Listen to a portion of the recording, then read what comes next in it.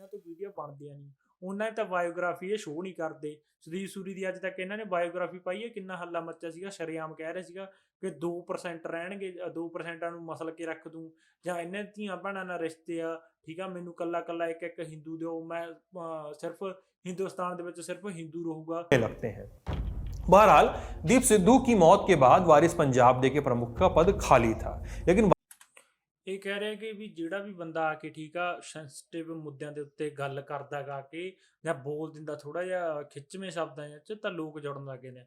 ਮੈਂ ਇਹਨੂੰ ਕਹਿਣਾ ਚਾਹੁੰਦਾ ਦਾ ਲੱਲਣ ਟੌਪ ਵਾਲੇ ਨੂੰ ਵੀ ਆ ਜਾ ਤੂੰ ਪੰਜਾਬ ਦੇ ਵਿੱਚ ਮਾੜੇ ਸ਼ਬਦ ਕੱਸ ਲੈ, ਦੇਖ ਲੈਨੇ ਤੇਰੇ ਪਿੱਛੇ ਕਿੰਨੇ ਕੁ ਲੋਕ ਲੱਗਦੇ ਨੇ। ਉਹਨੇ ਰਿਐਲਿਟੀ ਬੇਸ ਗੱਲਾਂ ਕੀਤੀਆਂ ਸੀਗੀਆਂ ਸਿਵ ਸੈਨਾ ਦੇ ਆਗੂਆਂ ਨੂੰ, ਤੇ ਉਹ ਬੰਦੇ ਤੇ ਪਰਚਾ ਕਰਾ ਦਿੱਤਾ ਜਾਂਦਾ। ਕੋਈ ਖਾਲਿਸਤਾਨੀ ਮਾਈਂਡਡ ਕਵੇ ਵੀ ਆਹ ਹਿੰਦੂਆਂ ਨਾਲ ਮੇਰਾ ਕੋਈ ਵਾਸਤਾ ਨਹੀਂ ਹੈਗਾ, ਹਿੰਦੂਆਂ ਨਾਲ ਮੇਰਾ ਕੋਈ, ਜੇ ਉਹਨੂੰ ਪੁੱਛੇ ਵੀ ਹਿੰਦੂਆਂ ਨਾਲ ਤੁਹਾਡਾ ਕੀ ਰਿਸ਼ਤਾ, ਉਹ ਕਵੇ ਮੇਰਾ ਹਿੰਦੂਆਂ ਨਾਲ ਤਾਂ ਕੋਈ ਰਿਸ਼ਤਾ ਨਹੀਂ, ਪਰ ਸ਼ਿਵ ਸੈਨਾ ਵਾਲਿਆਂ ਨਾਲ ਮੇਰਾ ਰਿਸ਼ਤਾ, ਸ਼ਿਵ ਸੈਨਾ ਵਾਲਿਆਂ ਦੀਆਂ ਧੀਆਂ ਭੈਣਾਂ ਨਾਲ ਮੇਰਾ ਰਿਸ਼ਤਾ, ਸ਼ਿਵ ਸੈਨਾ ਵਾਲਿਆਂ ਦੀਆਂ ਧੀਆਂ ਭੈਣਾਂ ਨਾਲ ਮੇਰੇ ਰਿਲੇਸ਼ਨ, ਉਹਨਾਂ ਦੀਆਂ ਜਨਾਨੀਆਂ ਨਾਲ ਰਿਲੇਸ਼ਨ। ਕੀ ਜਵਾਬ ਹੋਊਗਾ ਤੁਹਾਡਾ? ਭਾਜੀ ਇੱਟ ਦਾ ਜਵਾਬ ਪੱਥਰ ਨਾਲ ਦੇਵਾਂਗੇ ਨਾ। ਹਾਂ, ਚੂੜੀਆਂ ਨਹੀਂ ਪਾਈਆਂ, ਅਗਲੇ ਨੇ ਚੂੜੀਆਂ ਲਵਾਤੀਆਂ ਨਾ ਤੇ ਗੋਲੀ ਮਾਰ ਕੇ।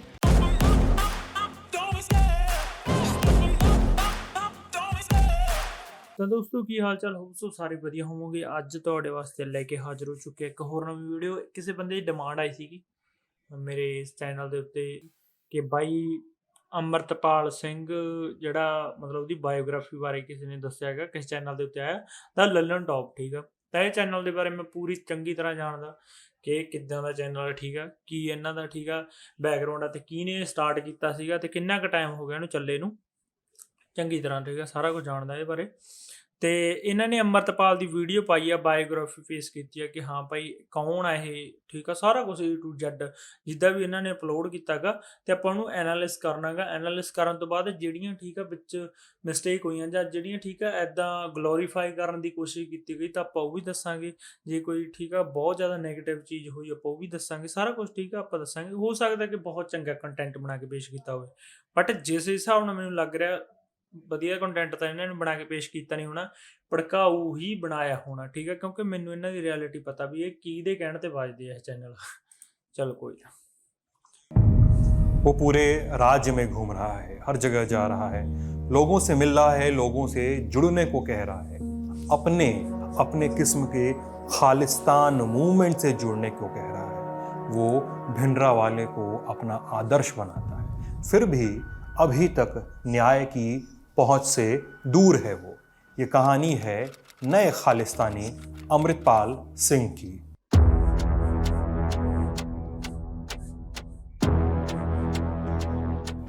चलते हैं पंजाब के मोगा का रोडे गांव। दुनिया इसे पंजाब के उग्रवादी नेता जरनैल सिंह भिंडरावाले के गांव से भी जानती है। वही भिंडरावाले जिसने 1980 के दशक में सिखों के लिए अलग देश खालिस्तान की मांग उठाते हुए पूरे पंजाब में कोहराम मचा दिया था। इसी गांव में भिंडरावाले की स्मृति में बना एक गुरुद्वारा है, गुरुद्वारा संत खालसा। और गुरुद्वारे के पास एक मंच बना है और मंच के सामने शामियाना तना हुआ है। मंच पर एक 29 साल का नौजवान खड़ा है, सामने भीड़ है। नौजवान की अभी अभी दस्तारबंदी की गई है, यानी उसे सिखों वाली पगड़ी बांधने की जो रस्म है वो निभाई गई है। सिर पर तुलनात्मक रूप से एक भारी भरकम पहने हुए बांधे हुए ये नौजवान वहाँ झुटी हुई भीड़ से मुखातब है, कह रहा है भिंडरावाले मेरी प्रेरणा हैं, मैं उनके दिखाए रास्ते पर चलूँगा, मैं उनके जैसा बनना चाहता हूँ क्योंकि यह ऐसा हर एक सिख चाहता है। लेकिन मैं उनकी नकल नहीं उतार रहा, मैं उनके पैरों की धूल के बराबर भी नहीं हूँ, मैं पंथ की आज़ादी चाहता हूँ। मेरे खून का हर एक कतरा इसके लिए समर्पित है। बीते समय में हमारी जंग इसी गांव से शुरू हुई थी, भविष्य की जंग भी इसी गांव से शुरू होगी। हम सभी अब भी दास हैं, हमें अपनी आज़ादी के लिए लड़ना होगा।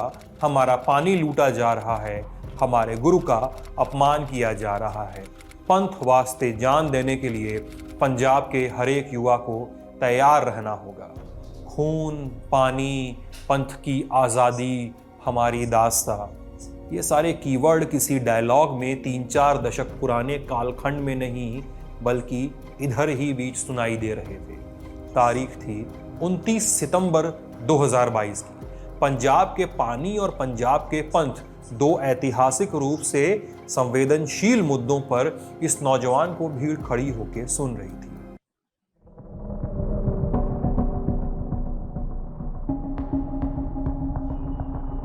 कौन था ये व्यक्ति? अचानक कहां से प्रकट हो गया और कैसे उसका नाम रातों रात मीडिया में छा गया? जब पूरे हिंदुस्तान में राष्ट्रवाद की राजनीति की जा रही है, ऐसे समय में कौन है ये नौजवान जो सिखों से कह रहा है कि उन्हें अपनी आज़ादी के लिए लड़ना होगा? सबसे जरूरी सवाल ये कि यूएपीए राजद्रोह लगाने और वीज़ा कैंसिल करने वाली कार्रवाइयाँ जो हैं जब आम हो, तो कैसे एक नया नवेला सा बंदा पंजाब में खुलेआम घूम रहा है? उस पर कोई केस क्यों नहीं हो रहा है?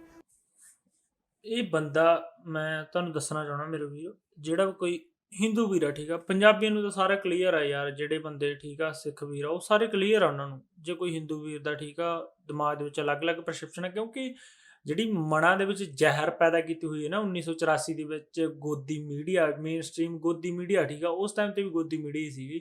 ਤਾਂ ਉਹ ਕੀ ਸੀਗਾ, ਇੱਦਾਂ ਦੇ ਠੀਕ ਆ ਰਸਾਲੇ ਛਾਪਦੇ ਸੀਗੇ, ਇੱਦਾਂ ਦੀ ਨਿਊਜ਼ਾਂ ਪੈਦਾ ਕਰਦੇ ਸੀਗੇ ਕਿ ਹਰ ਇੱਕ ਬੰਦੇ ਦੇ ਮਨ ਦੇ ਵਿੱਚ ਜ਼ਹਿਰ ਭਰ ਦਿੱਤੀ ਗਈ ਕਿ ਇਹ ਟੈਰਰਿਸਟ ਨੇ, ਠੀਕ ਆ, ਜਾਂ ਇਹ ਅੱਤਵਾਦ ਨਾਲ ਸੰਬੰਧ ਰੱਖਦੇ ਨੇ। ਤਾਂ ਹੁਣ ਠੀਕ ਆ ਇਹ ਬੰਦੇ ਨੇ ਬਿਲਕੁਲ ਸਹੀ ਕਿਹਾ, ਬਟ ਕਹਿਣ ਦਾ ਤਰੀਕਾ ਦੇਖੋ ਤੁਸੀਂ। ਹੁਣ ਇਹ ਬੰਦੇ ਨੇ ਕਿਹਾ ਕਿ ਵੀ ਅੰਮ੍ਰਿਤਪਾਲ ਸਿੰਘ ਆ ਜਿਹੜਾ ਉਹ ਬੰਦਾ ਨਵਾਂ ਆਇਆ, ਉਹਦੇ ਨਕਸ਼ੇ ਕਦਮ ਤੇ ਤੁਰਨਾ ਚਾਹੁੰਦਾ, ਇਹ ਜੋ ਕੁਝ ਵੀ ਠੀਕ ਆ ਸਭ ਕੁਝ ਸਹੀ ਕਿਹਾ। ਤਾਂ ਉਹਨੇ ਇੱਕ ਮੁੱਦੇ ਵੀ ਦੱਸੇ ਕਿ ਕਿਸ ਮੁੱਦਿਆਂ ਦੇ ਉੱਤੇ ਠੀਕ ਆ ਪੰਥ ਦੀ ਠੀਕ ਆ ਬੇਅਦਬੀ ਹੋ ਰਹੀ ਆ ਤੇ ਪਾਣੀ ਸੱਤ ਖੋਇਆ ਜਾ ਰਿਹਾ। ਤਾਂ ਇਹ ਚੀਜ਼ ਨੂੰ ਲੈ ਕੇ ਜੇ ਕੋਈ ਬੰਦਾ ਆਪਦਾ ਆਵਾਜ਼ ਚੱਕਦਾ ਜਾਂ ਫਿਰ ਕੋਈ ਬੰਦਾ ਮੂਹਰੇ ਆਉਂਦਾ ਤਾਂ ਗ੍ਰਿਫਤਾਰੀ ਕਿਸ ਗੱਲ ਦੀ? ਇਹ ਕਹਿ ਰਿਹਾ ਕਿ ਗ੍ਰਿਫਤਾਰੀ ਕਿਉਂ ਨਹੀਂ ਹੋ ਰਹੀ, ਸ਼ਰੇਆਮ ਉਹ ਫਿਰ ਰਿਹਾ। ਆਪ ਹੀ ਤਾਂ ਪਹਿਲਾਂ ਕਹਿ ਰਿਹਾ ਕਿ ਹਨਾ ਇਦਾਂ ਦੇ ਮੁੱਦਿਆਂ ਤੇ ਠੀਕ ਆ ਉਹ ਗੱਲ ਕਰ ਰਿਹਾ। ਹੁਣ ਮੇਰੀ ਗੱਲ ਸੁਣੋ, ਜੇ ਤੁਹਾਡੇ ਨਾਲ ਕੋਈ ਧੱਕਾ ਹੋ ਰਿਹਾ ਹੋਵੇ, ਸਭ ਤੋਂ ਇੱਕ ਹੋਰ ਗੱਲ, ਗੋਦੀ ਮੀਡੀਆ ਇਹ ਸਿੱਧੀ ਗੱਲ ਹੈ, ਇਹ ਗੋਦੀ ਮੀਡੀਆ ਇਹ ਡਾਇਰੈਕਟਲੀ ਇਹ ਨਹੀਂ ਕਰ ਸਕਦਾ ਸੀਗਾ ਵੀ ਸਿੱਧਾ ਇਹ ਕਹਦੇ ਖਾਲਿਸਤਾਨੀ ਇਹ ਅੱਤਵਾਦੀ ਆ, ਠੀਕ ਹੈ, ਕਿਉਂਕਿ ਇਹਨਾਂ ਨੂੰ ਇੱਕ ਲਹਿਜਾ ਕਰਨਾ ਹੁੰਦਾ ਪੇਸ਼ ਕਿ ਲੋਕਾਂ ਨੂੰ ਇਹ ਵੀ ਨਾ ਲੱਗੇ ਕਿ ਸਾਨੂੰ ਭੜਕਾਇਆ ਜਾ ਰਿਹਾ, ਠੀਕ ਆ। ਇਹ ਬੜੇ ਹੀ ਚਲਾਕ ਬੰਦੇ ਨੇ, ਬੜਾ ਹੀ ਚਲਾਕ ਚੈਨਲ ਆ, ਠੀਕ ਆ। ਤੇ ਗੋਦੀ ਮੀਡੀਆ ਹੈਗਾ ਪੂਰੇ ਦਾ ਪੂਰਾ ਗੋਦੀ ਦੇ ਨਕਸ਼ੇ ਕਦਮ ਤੇ ਚੱਲਦਾ ਤੇ ਮੋਦੀ ਤੋਂ ਪੈਸੇ ਆਉਂਦੇ ਨੇ, ਠੀਕ ਆ। ਇਹਨਾਂ ਮੀਡੀਆ ਨੂੰ ਸਾਰਿਆਂ ਨੂੰ ਇੱਦਾਂ ਦੀਆਂ ਖਬਰਾਂ ਛਾਪਣ ਵਾਸਤੇ ਵੀ ਵੱਧ ਤੋਂ ਵੱਧ ਭੜਕਾਇਆ ਜਾ ਸਕੇ। ਤੇ ਜਿਹੜਾ ਇਹ ਕਹਿ ਰਿਹਾ ਕਿ ਇੱਦਾਂ ਦੇ ਸੰਵੇਦਨਸ਼ੀਲ ਮੁੱਦਿਆਂ ਦੇ ਉੱਤੇ ਗੱਲ ਕਰਕੇ ਠੀਕ ਹੈ ਇਹਨਾਂ ਨੂੰ ਕਿਉਂ ਨਹੀਂ ਗ੍ਰਿਫਤਾਰ ਕੀਤਾ ਜਾ ਰਿਹਾ? ਹੁਣ ਜਿਹੜਾ ਬੀਜੇਪੀ ਦੀ ਸਟ੍ਰੈਟਜੀ ਆ ਉਹ ਸ਼ੁਰੂ ਤੋਂ ਹੀ ਸੰਵੇਦਨਸ਼ੀਲ ਗੱਲਾਂ ਤੇ ਗੱਲ ਕਰਦੀ ਆਈ ਆ ਕਿ ਹਿੰਦੂਆਂ ਨੂੰ ਖਤਰਾ ਹੈਗਾ, ਸਾਡੇ ਮੰਦਰਾਂ ਨੂੰ ਖਤਰਾ ਹੈਗਾ, ਸਾਡੇ ਇਹ ਉਹ ਵੀ ਤਾਂ ਫਿਰ ਆਪਦੇ ਧਰਮ ਨੂੰ ਲੈ ਕੇ ਠੀਕ ਆ ਉਹ ਕਰਦੇ ਪ੍ਰचार करते हैं। हर बार चुनाव आता है तो आप कभी किसी मुस्लिम नेता का नाम जरूर लाएंगे। आपको 8 साल में आपने कोई अच्छा काम नहीं किया जो दिखाकर आप जीत सके अगला चुनाव। हर बार आपको पाकिस्तान की शरण में जाना होता है, हर बार आपको हिंदू मुसलमान करना होता है, हर बार आपको षड्यंत्र दिखाना होता है कि मेरे खिलाफ षड्यंत्र हो गया। आप कौन है? ਬੀਜੇਪੀ ਪਾਰਟੀ ਕਰਦੀ ਆ ਤਾਂ ਉਹਨਾਂ ਦਾ ਤੇ 24 ਘੰਟੇ ਨਾਮ ਜਪਦੇ ਰਹਿੰਦੇ ਆ। ਅੱਛਾ, ਉਹਨਾਂ ਦੀ ਗ੍ਰਿਫਤਾਰੀ ਬਣਦੀ ਨਹੀਂ ਗੀ ਤੇ ਜਿਹੜਾ ਇੱਕ ਸਿੱਖ ਕੌਮ ਦਾ ਬੰਦਾ ਕਿ ਆਪਦੇ ਪੰਥ ਦੇ ਖਾਤਰ ਖੜ ਰਿਹਾ ਹੈਗਾ ਉਹਦੀ ਤੁਸੀਂ ਗ੍ਰਿਫਤਾਰੀ ਭਾਲ ਰਹੇ ਹੋ, ਉਹਨੂੰ ਤੁਸੀਂ ਟੈਰਰਿਸਟ ਦੱਸ ਰਹੇ ਹੋ। ਹੈ ਮੈਂ ਸਾਰੇ ਬੰਦਿਆਂ ਨੂੰ ਕਹਿਣਾ ਚਾਹੂੰਗਾ, ਹਰ ਇੱਕ ਹਿੰਦੂ ਵੀਰ ਨੂੰ ਪੁੱਛਣਾ ਚਾਹੂੰਗਾ, ਜੇ ਤਾਂ ਤੁਹਾਡੇ ਧਰਮ ਦੀ ਗੱਲ ਆਉਂਦੀ ਆ ਉਦੋਂ ਤਾਂ ਹਰ ਕੋਈ ਬੰਦਾ ਨਾਲ ਖੜ ਜਾਂਦਾ ਕਿ ਠੀਕ ਆ ਵੀ ਹਾਂ ਸਾਡੇ ਧਰਮ ਦੀ ਬੇਅਦਬੀ ਹੋ ਰਹੀ ਆ ਮੁਸਲਮਾਨਾਂ ਦੁਆਰਾ, ਜਾਂ ਫਿਰ ਪਾਕਿਸਤਾਨੀ ਸਾਡੇ ਧਰਮ ਨੂੰ ਐਂ ਬੋਲ ਰਹੇ ਆ, ਸਾਡੇ ਮੰਦਰਾਂ ਦੇ ਉੱਤੇ ਮਸਜਿਦਾਂ ਬਣਾਈਆਂ ਹੋਈਆਂ, ਉਦੋਂ ਤਾਂ ਤੁਹਾਡਾ ਖੂਨ ਖੌਲ ਉੱਠ ਖੜਦਾ ਗਾ। हमारे लिए भी ज़रूरी है, जब वो एक हो सकते हैं तो हम भी अपनी ताकत दिखाना जानते हैं। हम भी हिंदुस्तान के नागरिक हैं और हम एकजुट होकर इस बार राम मंदिर की लड़ाई आर या पार करके ही रहेंगे। कि या तो सरकार और कोर्ट समझ ले कि भाई लोगों की भावनाओं को ध्यान में रखते हुए कार्य करना पड़ेगा, नहीं करेंगे तो लोग अपने हाथ में कानून लेने के लिए बाध्य हो जाएंगे, मजबूर हो जाएंगे।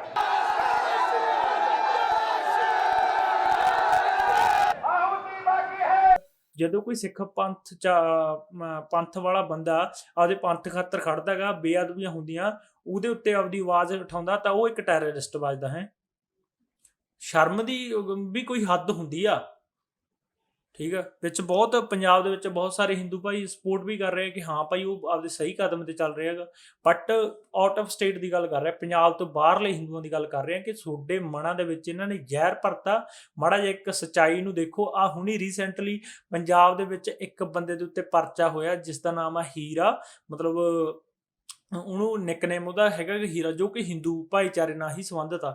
ਉਹਨੇ ਰਿਐਲਿਟੀ ਬੇਸ ਗੱਲਾਂ ਕੀਤੀਆਂ ਸੀਗੀਆਂ ਸਿਵ ਸੈਨਾ ਦੇ ਆਗੂਆਂ ਨੂੰ, ਤੇ ਉਹ ਬੰਦੇ ਤੇ ਪਰਚਾ ਕਰਾ ਦਿੱਤਾ ਜਾਂਦਾ। ਕੋਈ ਖਾਲਿਸਤਾਨੀ ਮਾਈਂਡਡ ਕਵੇ ਵੀ ਆਹ ਹਿੰਦੂਆਂ ਨਾਲ ਮੇਰਾ ਕੋਈ ਵਾਸਤਾ ਨਹੀਂ ਹੈਗਾ, ਹਿੰਦੂਆਂ ਨਾਲ ਮੇਰਾ ਕੋਈ ਜੇ ਉਹਨੂੰ ਪੁੱਛੇ ਵੀ ਹਿੰਦੂਆਂ ਨਾਲ ਤੁਹਾਡਾ ਕੀ ਰਿਸ਼ਤਾ, ਉਹ ਕਵੇ ਮੇਰਾ ਹਿੰਦੂਆਂ ਨਾਲ ਤਾਂ ਕੋਈ ਰਿਸ਼ਤਾ ਨਹੀਂ, ਪਰ ਸ਼ਿਵ ਸੈਨਾ ਵਾਲਿਆਂ ਨਾਲ ਮੇਰਾ ਰਿਸ਼ਤਾ, ਸ਼ਿਵ ਸੈਨਾ ਵਾਲਿਆਂ ਦੀਆਂ ਧੀਆਂ ਭੈਣਾਂ ਨਾਲ ਮੇਰਾ ਰਿਸ਼ਤਾ, ਸ਼ਿਵ ਸੈਨਾ ਵਾਲਿਆਂ ਦੀਆਂ ਧੀਆਂ ਭੈਣਾਂ ਨਾਲ ਮੇਰੇ ਰਿਲੇਸ਼ਨ, ਉਹਨਾਂ ਦੀਆਂ ਜਨਾਨੀਆਂ ਨਾਲ ਰਿਲੇਸ਼ਨ। ਕੀ ਜਵਾਬ ਹੋਊਗਾ ਤੁਹਾਡਾ? ਭਾਜੀ ਇੱਟ ਦਾ ਜਵਾਬ ਪੱਥਰ ਨਾਲ ਦੇਵਾਂਗੇ। ਦੇਵਾਂਗੇ ਨਾ। ਹਾਂ, ਚੂੜੀਆਂ ਨਹੀਂ ਉਹੀ ਅਗਲੇ ਨੇ ਚੂੜੀਆਂ ਲਵਾਤੀਆਂ ਨਾ ਤੇ ਗੋਲੀ ਮਾਰ ਕੇ, ਜਵਾਨ ਨਾਲ ਹੀ ਮਰਿਆ ਨਾ। ਲੁਧਿਆਣਾ ਦੇ ਵਿੱਚ ਵੀ ਇੱਕ ਪੱਤਰਕਾਰ ਦੇ ਉੱਤੇ ਪਰਚਾ ਹੋਇਆ, ਜਿਸ ਨੇ ਕਿ ਉਹ ਇੱਕ ਹਿੰਦੂ ਸ਼ਿਵ ਸੈਨਿਕ ਜਿਹੜੇ ਹੈਗੇ ਸੀਗੇ, ਅਹੁਦੇਦਾਰ ਸੀਗੇ ਸ਼ਿਵ ਸੈਨਾ ਦੇ, ਉਹਨਾਂ ਨਾਲ ਇੰਟਰਵਿਊ ਕਰ ਰਿਹਾ ਸੀਗਾ, ਤੇ ਪਰ ਉਹਨਾਂ ਤੇ ਪਰਚਾ ਹੋ ਗਿਆ। ਦੇਖੋ ਆਹ ਹਾਲ ਅੱਜ ਦੇ ਟਾਈਮ ਤੇ, ਜਿਹੜਾ ਵੀ ਬੰਦਾ ਸੱਚਾਈ ਦੇ ਸਾਹਮਣੇ ਆਪਦੀ ਆਵਾਜ਼ ਚੁੱਕਣਾ ਚਾਹੁੰਦਾ, ਉਹ ਬੰਦੇ ਨੂੰ ਦਬਾ ਦਿੱਤਾ ਜਾਂਦਾ ਗਾ, ਜਾਂ ਫਿਰ ਅੱਜ ਕੱਲ ਕੋਈ ਵੀ ਮੀਡੀਆ ਅੱਗੇ ਆਉਣਾ ਚਾਹੁੰਦਾ ਗਾ, ਉਹ ਮੀਡੀਆ ਨੂੰ ਅੱਗੇ ਆਉਣ ਹੀ ਨਹੀਂ ਦਿੱਤਾ ਜਾਂਦਾ। ਠੀਕ ਆ, ਕੋਈ ਵੀ ਟਰਸਟ ਵਾਲਾ ਮੀਡੀਆ ਅੱਜ ਕੱਲ ਬੰਨ ਦਿੱਤੇ ਨਹੀਂ ਜਾਂਦਾ, ਕਿਉਂਕਿ ਬੀਜੇਪੀ ਇਦਾਂ ਦੇ ਸੰਵੇਦਨਸ਼ੀਲ ਮੁੱਦਿਆਂ ਤੇ ਗੱਲਾਂ ਕਰਕੇ, ਠੀਕ ਆ, ਤੇ ਆਪਦੇ ਹਿਸਾਬ ਨਾਲ ਨਿਊਜ਼ ਦਿਖਾਉਂਦੇ ਨੇ ਤਾਂ ਕਿ ਵੋਟਾਂ ਖਿੱਚੀਆਂ ਜਾ ਸਕਦੀਆਂ, ਕਿਉਂਕਿ ਉਹਨਾਂ ਨੇ ਕੰਮ ਤਾਂ ਕੋਈ ਚੱਜ ਦਾ ਕੀਤਾ ਨਹੀਂ ਜ਼ਿੰਦਗੀ ਦੇ ਵਿੱਚ, ਨਾ ਹੀ ਉਹਨਾਂ ਨੇ ਕੋਈ ਉਪਲਬਧੀਆਂ ਖੱਟੀਆਂ ਗਈਆਂ। ਉਹਨਾਂ ਨੇ ਦੇਸ਼ ਦੀ ਹਰ ਇੱਕ ਚੀਜ਼, ਹਰ ਇੱਕ ਸੈਕਟਰ ਨੂੰ ਪ੍ਰਾਈਵੇਟ ਕਰਤਾ, ਵੇਚ ਕੇ ਖਾ ਗਏ। ਤੇ ਜਦੋਂ ਜਨਤਾ ਪੁੱਛਣਾ ਚਾਹੁੰਦੀ ਹੈ ਕੋਈ ਵੀ ਚੀਜ਼, ਤਾਂ ਧਰਮ ਦੇ ਮੁੱਦੇ ਲੈ ਕੇ ਖੜੇ ਹੋ ਜਾਂਦੇ ਨੇ, ਜਿਸ ਦੇ ਵਿੱਚ ਲੋਕ ਅੰਨੇ ਹੋਏ ਪਏ ਨੇ। ਉਹਨਾਂ ਨੂੰ ਆਪਦੀ ਜੌਬ ਦੀ ਫਿਕਰ ਨਹੀਂ, ਉਹਨਾਂ ਨੂੰ ਆਪਦੇ ਫਿਊਚਰ ਦੀ ਫਿਕਰ ਨਹੀਂ, ਉਹਨਾਂ ਨੂੰ ਫਿਕਰ ਕਾਹਦੀ ਹੋਈ ਪਈ ਆ। तो ये आपको नहीं लग रहा है काफी ज्यादा महंगा हो गया? मोदी जी कुछ भी करेंगे ना, हम लोगों को पसंद है। 2 रात भूखा सोना पड़े, बच्चे रात भर भूखा भी सोएंगे ना, तो मोदी जी के लिए जय जय करते रहेंगे। मुझे क्रेडिट नहीं चाहिए। ਕਿ ਸਾਡੇ ਧਰਮ ਨੂੰ ਨਾ ਖਤਰਾ ਹੋ ਜੇ, ਤਾਂ ਫਿਰ ਜਿਹੜਾ ਅੰਮ੍ਰਿਤਪਾਲ ਆ ਉਹ ਨਾ ਕਿ ਇਕੱਲਾ ਧਰਮ, ਜਿੱਥੇ ਉਸ ਰਿਐਲਿਟੀ ਆ ਉਸ ਦੇ ਉੱਤੇ ਗੱਲ ਕਰ ਰਿਹਾਗਾ, ਧਰਮ ਦੇ ਉੱਤੇ ਵੀ ਗੱਲ ਕਰ ਰਿਹਾ, ਜਿੱਥੇ ਵਾਕਈ ਰਿਐਲਿਟੀ ਆ। ਇਹ ਜਾਣ ਕੇ ਗੋਦੀ ਮੀਡੀਆ ਤਾਂ ਬਣਾਏ ਜਾ ਰਹੇ ਨੇ ਕਿ ਧਰਮ ਨੂੰ ਖਤਰਾ ਹੈ, ਬਹੁਤ ਖਤਰਾ ਕੁਛ ਨਹੀਂ ਹੈਗਾ, ਕਿਸੇ ਹਿੰਦੂ ਧਰਮ ਨੂੰ ਖਤਰਾ ਨਹੀਂਗਾ। ਖੁਦ ਹਿੰਦੂ ਕਹਿ ਰਹੇ ਆ ਕਿ ਸਾਡੇ ਧਰਮ ਨੂੰ ਕਿਵੇਂ ਖਤਰਾ ਹੋ ਸਕਦਾ। ਹਰ ਇੱਕ ਵੱਡੀ ਪੋਸਟ ਦੇ ਉੱਤੇ ਸਾਡਾ ਹਿੰਦੂ ਵੀਰ ਬੈਠਾ ਹੋਇਆ, ਕਿਵੇਂ? ਇਹ ਜਾਣ ਕੇ ਗੁੰਮਰਾਹ ਬਣਾ ਰਹੇ ਆ, ਜਨਤਾ ਨੂੰ ਬੇਵਕੂਫ ਬਣਾ ਰਹੇ ਆ ਕਿ ਸਾਥੋਂ ਰਿਐਲਿਟੀ ਨਾ ਕੋਈ ਪੁੱਛ ਲੇ, ਸਾਥੋਂ ਉੱਠ ਕੇ ਜਨਤਾ ਵੋਟ ਕਿਸੇ ਹੋਰ ਪਾਸੇ ਨਾ ਪਾ ਦੇ। ਜਾਣ ਕੇ ਗੁੰਮਰਾਹ ਕੀਤਾ ਜਾਂਦਾ, ਤੇ ਉਹ ਵੀ ਪੰਜਾਬ ਦੇ ਮੁੱਦਿਆਂ ਨੂੰ ਲੈ ਕੇ, ਠੀਕ ਆ, ਅੱਗੇ ਆਏਗਾ ਅੰਮ੍ਰਿਤਪਾਲ ਸਿੰਘ, ਤਾਂ ਉਹਦੀ ਗ੍ਰਿਫਤਾਰੀ ਇਹ ਬੰਦਾ ਭਾਲ ਰਿਹਾ। ਦੇਖੋ ਗੋਦੀ ਮੀਡੀਆ ਹੈ ਬਾਬੇ, ਇਹਨਾਂ ਦੇ ਚੁੰਗਲ ਦੇ ਵਿੱਚ ਨਹੀਂ ਫਸਣਾ। ਹਰ ਇੱਕ ਹਿੰਦੂ ਵੀਰ ਨੂੰ ਕਹਿਣਾ ਚਾਹਣਾ, ਰਿਐਲਿਟੀ ਦਾ ਸਾਥ ਦਿਓ। ਉਹ ਅੱਜ ਪੰਥ ਵਾਸਤੇ ਖੜ ਰਹੇਗਾ, ਕਿਉਂਕਿ ਅੱਜ ਪੰਥ ਨੂੰ ਵਾਕਈ ਖਤਰਾ ਹੈਗਾ। ਸਰੇਆਮ ਗੁਰੂ ਗ੍ਰੰਥ ਸਾਹਿਬ ਦੀਆਂ ਪਾਂਥੀਆਂ ਪਾੜੀਆਂ ਜਾਂਦੀਆਂ। ਸਿੱਖ ਸਮਾਜ ਤੁਹਾਡੇ ਧਰਮ ਲਈ ਕਿਸੇ ਟਾਈਮ ਖੜਿਆ ਸੀਗਾ, ਤੇ ਤੁਹਾਡਾ ਵੀ ਫਰਜ਼ ਬਣਦਾ ਕਿ ਅੱਜ ਸਿੱਖਾਂ ਦੇ ਨਾਲ ਖੜੋ। ਜੇ ਸਰੇਆਮ ਬੇਇੱਜ਼ਤੀ ਹੋ ਰਹੀ ਆ, ਸਰੇਆਮ ਬੇਅਦਬੀਆਂ ਹੋ ਰਹੀਆਂ, ਤਾਂ ਅੱਜ ਤੁਹਾਡਾ ਫਰਜ਼ ਹੈ ਕਿ ਤੁਸੀਂ ਵੀ ਆਪਦਾ ਕਰਜ਼ਾ ਉਤਾਰ ਦਿਓ, ਨਾਲ ਖੜੋ ਸਿੱਖਾਂ ਦੇ, ਉਹਨਾਂ ਦਾ ਸਾਥ ਦਿਓ ਕਿ ਕਿਉਂ ਭਾਈ ਬੇਅਦਬੀਆਂ ਹੋ ਰਹੀਆਂ ਹੈਗੀਆਂ ਸਰਕਾਰ ਨਾਲ, ਠੀਕ ਆ, ਸਿੱਧਾ ਮੱਥਾ ਲਾਓ। ਤਾਂ ਜੇ ਇਹ ਚੀਜ਼ਾਂ ਹੋਣਗੀਆਂ ਫੇਰ ਹੀ ਸਿੱਖ ਭਾਈਚਾਰੇ ਨੂੰ ਲੱਗੂ ਕਿ ਹਾਂ ਭਾਈ ਜਿੰਨਾ ਖਾਤਰ ਅਸੀਂ, ਸਾਡੇ ਗੁਰੂਆਂ ਨੇ ਜਾਨ ਦਿੱਤੀ ਆਪਦਾ, ਠੀਕ ਆ, ਹਿੰਦ ਦੀ ਚਾਦਰ ਬਣੇ ਸੀਗੇ ਸਾਡੇ ਗੁਰੂ, ਜਾਂ ਫਿਰ ਜਿਨ੍ਹਾਂ ਦੀਆਂ ਧੀਆਂ ਭੈਣਾਂ ਨੂੰ ਬਚਾਇਆ, ਉਹ ਅੱਜ, ਠੀਕ ਆ, ਸਾਨੂੰ ਹੀ ਟੈਰਰਿਸਟ ਦੱਸ ਰਹੇ ਨੇ। ਦੇਖੋ ਕੀ ਮਾੜਾ ਹਾਲ ਹੋ ਚੁੱਕਿਆ। ਗੋਦੀ ਮੀਡੀਆ ਨੇ ਇਸ ਤਰ੍ਹਾਂ ਹਿੰਦੂਆਂ ਨੂੰ ਭੜਕਾ ਰੱਖਿਆ ਗਾ। उसकी गिरफ्तारी क्यों नहीं हो रही है? कौन है ये बंदा? शुरुआत में टीज कर दिया था हमने नाम, अमृतपाल सिंह, उम्र 29 साल। अमृतपाल सिंह ने एक संगठन की बागडोर संभाली है। इस संगठन का नाम है वारिस पंजाब दे। वारिस पंजाब दे की कहानी जाकर जुड़ती है दीप सिद्धू से।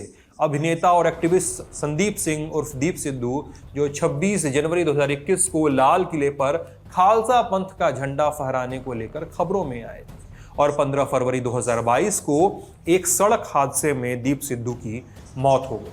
अपनी मौत से 6 महीने पहले यानी सितंबर 2021 में दीप सिद्धू ने वारिस पंजाब दे नाम के संगठन की नींव रखी थी। ये वो समय था जब पंजाब में विधानसभा चुनाव चल रहे थे और आम आदमी पार्टी खरामा जीत की ओर बढ़ रही थी। दिल्ली में किसान मार्च के दौरान जब लाल किले पर सिद्धू ने सिख पंथ का झंडा फहराया था, तो किसान संगठनों ने उनसे दूरी बना ली थी। शायद यही वजह थी कि सिद्धू को अलग संगठन बनाना पड़ा था।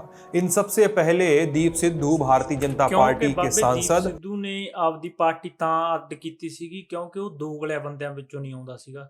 ਉਹਨੂੰ ਪਤਾ ਸੀਗਾ ਕਿ ਜਿਹੜਾ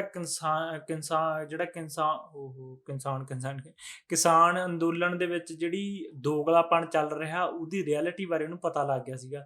ਇਸ ਕਰਕੇ ਉਹਨੇ ਅੱਡ ਆਪਦੀ ਯੂਨਿਟ ਬਣਾ ਲਈ ਸੀਗੀ। ਉਹਨੂੰ ਪਤਾ ਸੀਗਾ ਕਿ ਇਹ ਕਿਸੇ ਟਾਈਮ ਵਿਕ ਜਾਣਾਗਾ ਇਹ ਪੂਰੇ ਦਾ ਪੂਰਾ ਮੋਰਚਾ, ਤੇ ਆਮ ਲੋਕਾਂ ਨੂੰ ਪਤਾ ਤੱਕ ਨਹੀਂ ਲੱਗਣਾ। ਤੁਹਾਨੂੰ ਪਤਾ ਹੀ ਹੋਣਾ ਕਿ 3 ਕਾਨੂੰਨ ਤਾਂ ਵਾਪਸ ਲੈ ਲਏ, ਬਟ ਉਹਦੇ ਵਿੱਚ ਸ਼ਰਤਾਂ ਵੀ ਰੱਖੀਆਂ ਸੀਗੀਆਂ ਕਿ ਇੰਨਾ ਠੀਕ ਆ ਰੇਟ ਨਿਰਧਾਰਤ ਵੀ ਹੋਣਾ ਚਾਹੀਦਾ, ਹੋਰ ਬਥੇਰੀਆਂ ਸ਼ਰਤਾਂ ਰੱਖੀਆਂ ਸੀਗੀਆਂ, ਬਟ ਉਸ ਮੁੱਦੇ ਨੂੰ ਲੈ ਕੇ ਵਿੱਚ ਵਿਚਾਲੇ ਹੀ ਕੁਇਟ ਕਰ ਦਿੱਤਾ ਗਿਆ, ਜਿਸ ਦੇ ਉੱਤੇ ਲੋਕਾਂ ਨੇ ਬਾਅਦ 'ਚ ਧਿਆਨ ਹੀ ਨਹੀਂ ਦਿੱਤਾ, ਕਿਉਂਕਿ ਮੇਨ ਆਗੂਆਂ ਨੇ ਠੀਕ ਆ ਉਹਨਾਂ ਨੂੰ ਭੜਕਾਤਾ। ਜਿਹੜੀ ਚੀਜ਼ ਨੂੰ ਉਹਨਾਂ ਨੂੰ ਪਤਾ ਸੀਗਾ ਕਿ ਇਹ 3 ਜਿਹੜੇ ਕਾਨੂੰਨ ਆ ਇਹਦਾ ਤਾਂ ਸਰ ਜੂਗਾ, ਬਟ ਜਿਹੜੀਆਂ ਬਾਅਦ 'ਚ ਇਹਨਾਂ ਨੇ ਮੰਗਾਂ ਰੱਖਤੀਆਂ ਠੀਕ ਆ, ਜਿਹੜੀਆਂ ਜਾਇਜ਼ ਬਹੁਤ ਜ਼ਿਆਦਾ ਸੀਗੀਆਂ, ਉਹਨਾਂ ਨੂੰ ਕਿਤੇ ਨਾ ਕਿਤੇ ਸਰਕਾਰ ਨੂੰ ਫੁੱਲਫਿਲ ਕਰਨਾ ਔਖਾ ਹੋ ਜਾਣਾ ਸੀਗਾ, ਜਿਹਦੇ ਕਾਰਨ ਸਰਕਾਰ ਨੇ ਆਪਦਾ ਹੱਥ ਛੁਡਾ ਲਿਆ ਤੇ ਕਿਤੇ ਨਾ ਕਿਤੇ ਪੈਸੇ ਦੇ ਕੇ ਕੰਮ ਨਿਪਟੂ ਟੁੱਟੂ ਕਰਤਾ। ਠੀਕ ਆ, ਜੇ ਕਿਸੇ ਨੂੰ ਨਹੀਂ ਪਤਾ ਤਾਂ ਚਲੋ ਕੋਈ ਨਾ, ਬਹੁਤ ਬਾਬੇ ਰਾਜਨੀਤੀਆਂ ਹੋ ਰਹੀਆਂ, ਆਪਣੇ ਆਪ ਦੇ ਬੰਦੇ ਆਪਾਂ ਨੂੰ ਲੁੱਟ ਖਾ ਰਹੇ ਆ, ਤਾਂ चलो कोई ना कर रही है। दीप सिद्धू, सिद्धू मूसेवाला या ये अमृतपाल सिंह जैसा कोई भी बंदा आकर तलखी से बोल देता है तो एक बार उसका बेस बनने लगता है, लोग जुड़ने लगते हैं। बहरहाल दीप सिद्धू की मौत के बाद वारिस पंजाब डे के प्रमुख का पद खाली था, लेकिन ਇਹ ਕਹਿ ਰਿਹਾ ਕਿ ਵੀ ਜਿਹੜਾ ਵੀ ਬੰਦਾ ਆ ਕੇ ਠੀਕ ਆ ਸੈਂਸਿਟਿਵ ਮੁੱਦਿਆਂ ਦੇ ਉੱਤੇ ਗੱਲ ਕਰਦਾ ਗਾ ਕਿ ਜਾਂ ਬੋਲ ਦਿੰਦਾ ਥੋੜਾ ਜਿਹਾ ਖਿੱਚਵੇਂ ਸ਼ਬਦਾਂ 'ਚ, ਤਾਂ ਲੋਕ ਜੁੜਨ ਲੱਗ ਜਾਂਦੇ ਆ। ਮੈਂ ਇਹਨੂੰ ਕਹਿਣਾ ਚਾਹੁੰਦਾ ਦਾ ਲੱਲਣ ਟੌਪ ਵਾਲੇ ਨੂੰ ਵੀ ਆ ਜਾ ਤੂੰ ਪੰਜਾਬ ਦੇ ਵਿੱਚ ਮਾੜੇ ਸ਼ਬਦ ਕੱਸ ਲਾ, ਦੇਖ ਲੈਂਦੇ ਤੇਰੇ ਪਿੱਛੇ ਕਿੰਨੇ ਕੁ ਲੋਕ ਲੱਗਦੇ ਨੇ। ਆਹ ਸ਼ਿਵ ਸੈਨਾ ਵਾਲੇ ਜਿਹੜੇ ਆਗੂ ਸੀਗੇ, ਸਦੀਸੂਰੀ ਸੀਗਾ, ਰਿੰਗ ਮਰ ਗਿਆ ਠੀਕ ਆ, ਕਿ ਹਿੰਦੁਸਤਾਨ ਦੇ ਵਿੱਚੋਂ ਐਂ 2 ਖਤਮ ਕਰ ਦਾਂਗੇ, ਐਂ ਕਰ ਦਾਂਗੇ, ਤੁਸੀਂ ਨਾਲ ਜੁੜੋ। ਕੋਈ ਨਹੀਂ, ਆਪਦੇ ਹਿੰਦੂ ਵੀਰ ਵੀ ਨਹੀਂ ਠੀਕ ਆ ਨਾਲ ਖੜੇ, ਉਹਨੂੰ ਪਤਾ ਸੀਗਾ ਕਿ ਉਹ ਗਲਤ ਆ ਠੀਕ ਆ, ਉਹਨੂੰ ਪਤਾ ਸੀਗਾ ਉਹ ਗਲਤ ਆ। ਸੱਚਾਈ ਦੇ ਰਾਹ ਉੱਤੇ ਚੱਲਣ ਵਾਲੇ ਨਾਲ ਹੀ ਇਕੱਠ ਤੁਰਦਾ ਗਾ, ਫੋਕੀਆਂ ਫੜਾ ਮਾਰਨ ਵਾਲੇ ਨਾਲ ਨਹੀਂ ਇਕੱਠ ਤੁਰਦਾ ਗਾ ਠੀਕ ਆ। ਜੇ ਉਹ ਸੈਂਸਿਟਿਵ ਮੁੱਦੇ ਹੈਗੇ ਆ ਤਾਂ ਉਹ ਸੈਂਸਿਟਿਵ ਮੁੱਦਿਆਂ ਦੇ ਵਿੱਚ ਰਿਐਲਿਟੀ ਵੀ ਹੈਗੀ ਆ, ਸੱਚੀ ਠੀਕ ਆ। ਜੇ ਹੁਣ ਸਾਡਾ ਪਾਣੀ ਖੋਇਆ ਜਾ ਰਿਹਾ, ਇਹਦੇ 'ਚ ਫਿਰ ਸੱਚ ਆ, ਇਹ ਸੈਂਸਿਟਿਵ ਵਾਲੀ ਕਿਹੜੀ ਗੱਲ ਆ ਗਈ, ਇਹ 'ਚ ਸੱਚਾਈ ਆ, ਸੱਚਾਈ ਦੇ ਰਾਹ ਤੇ ਚੱਲ ਰਹੇ ਆ। ਜੇ ਤੁਹਾਡੇ 'ਚ ਹਿੰਮਤ ਹੈ ਨਹੀਂ, ਜੇ ਕਿਸੇ ਹੋਰ ਬੰਦੇ 'ਚ ਹਿੰਮਤ ਹੈ ਨਹੀਂ, ਕਿਉਂ ਉਹਦੇ ਨਾਲ ਤੁਰਨਗੇ? ਸੱਚਾਈ ਵਾਲੇ ਬੰਦੇ ਨਾਲ ਹਰ ਇੱਕ ਬੰਦਾ ਖੜਦਾ ਗਾ, ਬਟ ਇਹ ਵੀ ਰਿਐਲਿਟੀ ਆ ਕਿ ਜਦੋਂ ਸੱਚਾਈ ਆਉਂਦੀ ਆ ਤਾਂ ਬੁਰਾਈ ਵੀ ਨਾਲ ਹੀ ਹੁੰਦੀ ਆ। ਤੇ ਬੁਰਾਈ ਦੇਖ ਲਓ, ਆਹ ਚੈਨਲ ਰਾਹੀਂ ਤੁਹਾਨੂੰ ਦਿਖ ਰਹੀ ਆ ਕਿੱਦਾਂ ਰੀਪ੍ਰਜੈਂਟ ਕੀਤਾ ਜਾ ਰਿਹਾ ਠੀਕ ਆ ਇੱਕ ਅਮਰਤਪਾਲ ਸਿੰਘ ਨੂੰ, ਜੋ ਕਿ ਠੀਕ ਆ ਪੰਜਾਬ ਦੇ ਵਿੱਚ ਸਭ ਨੂੰ ਪਤਾ, ਬਟ ਬਾਹਰਲੀਆਂ ਸਟੇਟਾਂ ਦੇ ਵਿੱਚ ਦੇਖੋ ਕੀ ਹਾਲ ਬਣਾ ਰੱਖਿਆ ਉਹਦਾ। वारिस पंजाब डे खबरों में बना हुआ था। हर साल 6 जून को ऑपरेशन ब्लू स्टार की बरसी होती है, तो जब साल 2022 में ब्लू स्टार की बरसी आई तो प्रोटेस्ट मार्च निकाले गए, और इस बार वारिस पंजाब डे का भी मार्च निकलने वालों में से था। तो खबरें बताती हैं कि दूसरे संगठनों की संलिप्तता देखते हुए पंजाब पुलिस ने व्यवस्था भी चाक चौबंद कर रखी थी। वापस चलते हैं रोडे गांव। अब जब अमृतपाल सिंह की दस्तारबंदी भिंडरावाले के रोडे गांव में की गई तो सवाल उठने लाजमी थे। भिंडरावाले जैसे भेष धरे अमृतपाल सिंह स्टेज से कह रहा था कि दीप सिद्धू जैसे लोग मरते नहीं हैं। उसने इशारों ही इशारों में सिद्धू की मौत के कारणों पर शक जाहिर करते हुए कहा कि दीप सिद्धू एक कौमी शहीद थे, गुरु की सेवा में लगे लोग एक्सीडेंट में नहीं मरते हैं। हमें पता है कि उनकी मौत कैसे हुई और उन्हें किसने मारा। ਸਾਰਿਆਂ ਨੂੰ ਪਤਾ ਵੀ ਕਿਹਨੇ ਠੀਕ ਆ ਮਰਵਾਇਆ ਹੈਗਾ, ਤੇ ਇਹ ਗੋਦੀ ਮੀਡੀਆ ਨੂੰ ਵੀ ਪਤਾ, ਇਹਨਾਂ ਨੂੰ ਵੀ ਪਤਾ। अमृतपाल सिंह का सच क्या है? अचानक प्रकट हुए अमृतपाल सिंह के बारे में बहुत जानकारियां नहीं थी। खोजने पर पता चला कि अमृतसर के जल्लूपुर खेड़ा गांव के रहने वाला है। ये पढ़ाई कक्षा 12 तक की और खालिस्तान भिंडरावाले और इससे जुड़ा तमाम ज्ञान इंटरनेट की बदौलत हासिल किया। अब तक वो दुबई में रहकर ट्रांसपोर्ट का बिजनेस चलाता था, पर दुबई से काम समेट के वापस आ गया है। यहाँ पर यह बात भी क्लियर करना जरूरी है कि अमृतपाल सिंह कुल 6 साल के अंतराल के बाद सितंबर 2022 में भारत आया है। वो न किसान आंदोलन के समय आया, न सितंबर 2021 में वारिस पंजाब डे की घोषणा के समय आया, और न ही फरवरी 2022 में जब दीप सिद्धू की मौत हुई।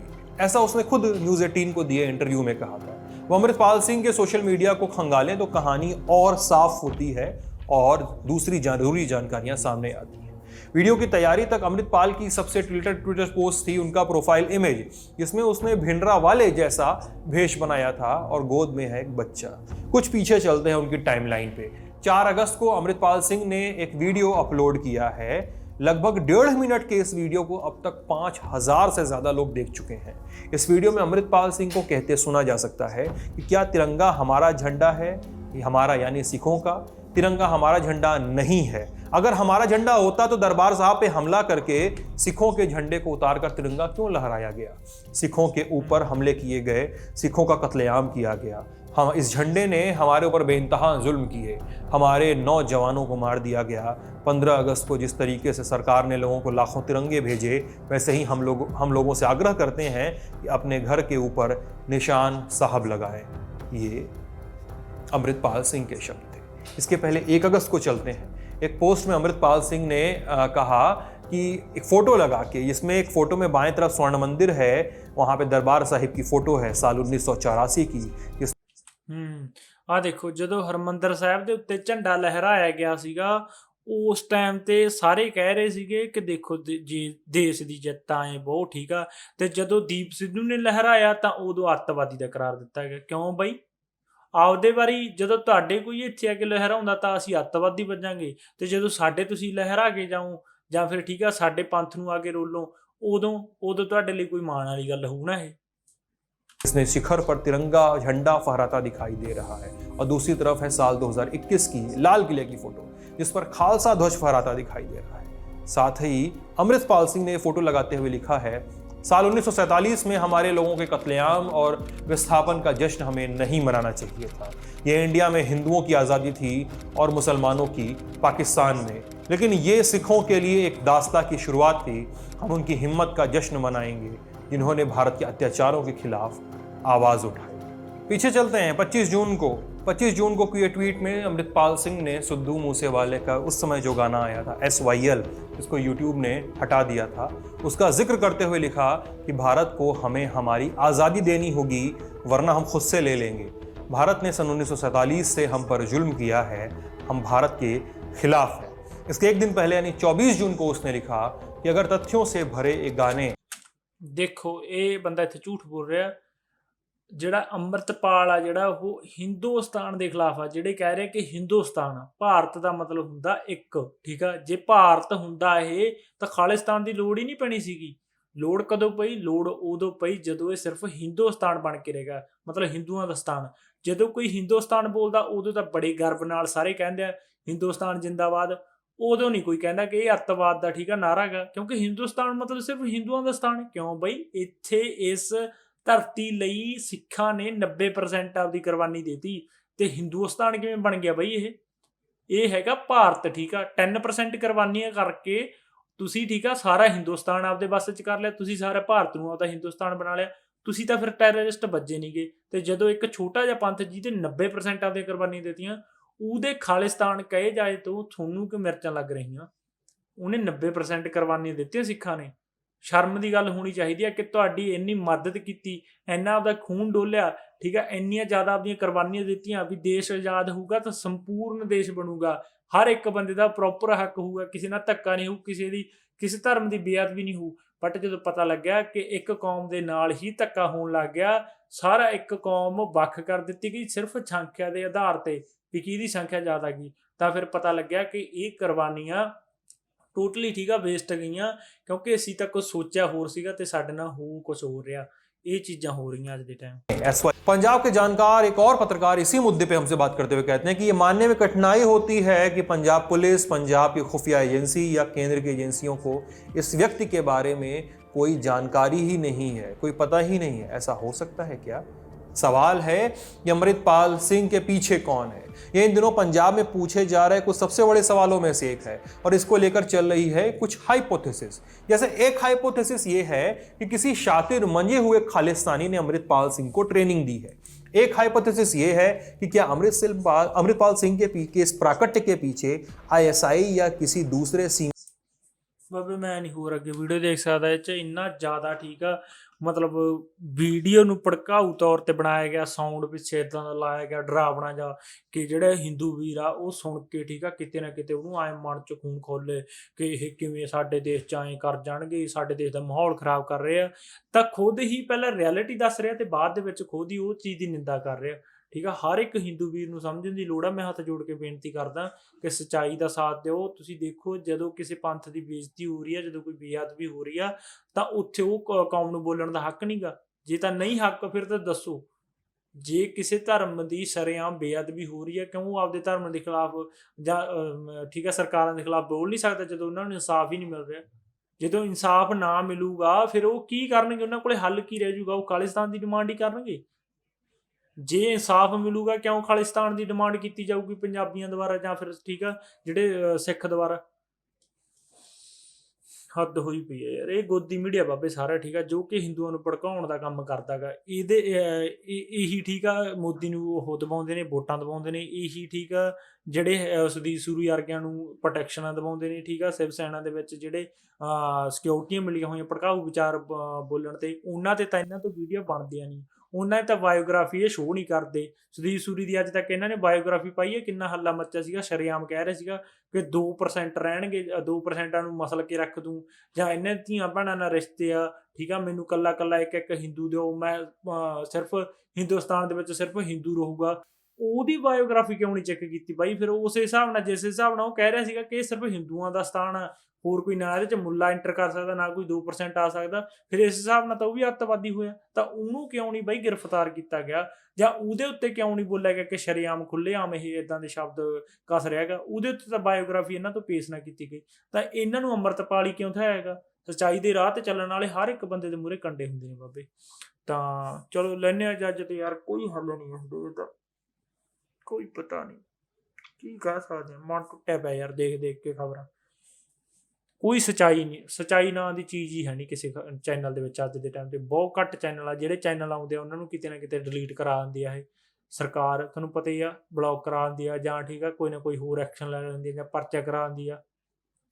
ਚਲੋ ਕੋਈ ਨਾ, ਲੈਂਦੇ ਆ ਜੱਜ, ਤਾਂ ਮਿਲਦੇ ਆ ਅਗਲੀ ਵੀਡੀਓ 'ਚ।